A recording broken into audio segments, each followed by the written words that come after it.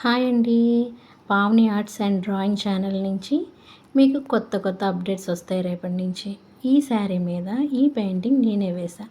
First మనం వేసుకోవాల్సిన డిజైన్ని ఇలా సెలెక్ట్ చేసుకోవాలి. సెలెక్ట్ చేసుకున్న డిజైన్ని కార్బన్ పేపర్తో శారీ మీద వేసుకోవాలి. వేసుకునేటప్పుడు చాలా జాగ్రత్తగా వేసుకోవాలి. ఆ మార్క్స్ శారీ మీద పడితే పోవు తొందరగా. శారీ మీద కలర్ కాంబినేషన్ సెలెక్ట్ చేసుకోవాలి. నేను ఈ శారీ మొత్తం ప్లెయిన్ వచ్చి కింద బార్డర్ వచ్చి ఆరెంజ్తో రావడం బట్టి నేను వైట్ని చాలా నీట్గా కనపడుతుందని వైట్ని సెలెక్ట్ చేసుకున్నా.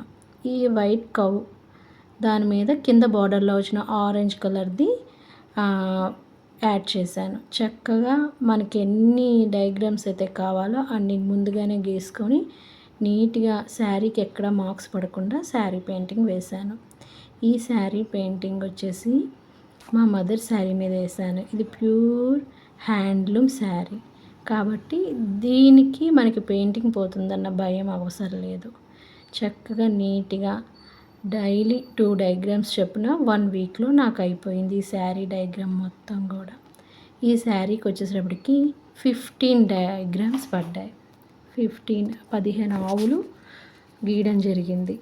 చక్కగా మీరు కూడా మీ శారీకి ఇలాగే గీసుకోండి.